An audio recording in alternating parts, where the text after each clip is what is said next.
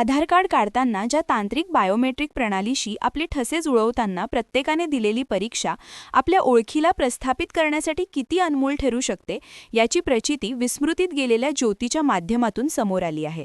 अवघे 17 वयवर्ष असलेली ज्योती अत्यंत भुकेल्या अवस्थेत खापरखेडा पोलिसांना PWCN कॉलनीजवळ 2 वर्षांपूर्वी दिनांक 22 सप्टेंबर 2024 रोजी आढळून आली होती. तिच्या मानसिक आरोग्याच्या स्थितीमुळे घरचा पत्ता व ओळख ती हरवून बसली होती. खापरखेडा पोलिसांनी मसाळा नागपूर येथील Asha Kiran बालगृह care and support सेंटरमध्ये तिला सुरक्षित सुपूर्त केले. एक अनामिक अवस्थेतील जीवन तिच्या वाट्याला आले. आशा सेंटरने तिच्या ओळखीसाठी आपल्या प्रयत्नांची शर्थ चालू ठेवली.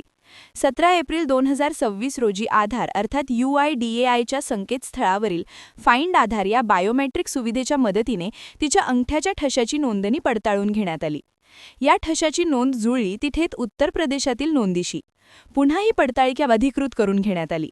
आधार बायोमेट्रिकच्या माध्यमातून पडताळणीचा पर्याय ज्योतीसाठी पुन्हा आपल्या कुटुंबापर्यंत, घरापर्यंत सुखरूप पोहोचवण्यासाठी मोलाचा ठरला.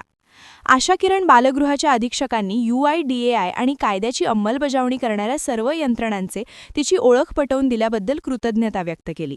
ओळख पटल्याने बालकल्याण समिती, स्थानिक पोलीस आणि कायदेशीर प्राधिकरणाच्या प्रयत्नांमुळे ज्योतीचा तिच्या कुटुंबाकडे सुरक्षित परतण्याचा मार्ग आता मोकळा झाला.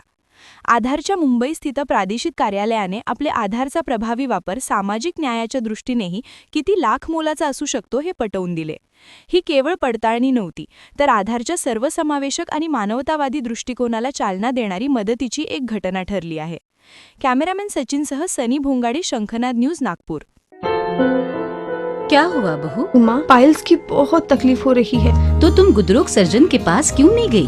देखो, जैसे हार्ट के लिए हार्ट स्पेशलिस्ट, ब्रेन के लिए ब्रेन स्पेशलिस्ट, तो पाइल्स के लिए पाइल्स स्पेशलिस्ट क्यों नहीं? स्त्री हो या पुरुष, टॉयलेट में तकलीफ केवल पाइल्स ही नहीं और भी कई प्रकार के गुदरोग तथा कैंसर भी हो सकता है.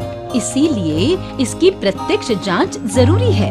ठीक है माँ, पर जांच के लिए हम जाएंगे कहाँ? वही काले आयुर्वेदिक पाइल्स हॉस्पिटल में. लेकिन माँ, प्रेगनेंसी में पाइल्स की दवाइयाँ? प्रेगनेंसी में आयुर्वेदिक दवाइयाँ सुरक्षित होती है. जनहित में जारी. काळे आयुर्वेदिक पाइल्स हॉस्पिटल, औषधि चिकित्सा तथा सर्जरी ट्रीटमेंट उपलब्ध. हमारा पता उमरेड रोड, दिघौरी बस स्टॉप के पास, नागपुर. अधिक जानकारी के लिए वेबसाइट पर जाएं kaalepailshospital.com.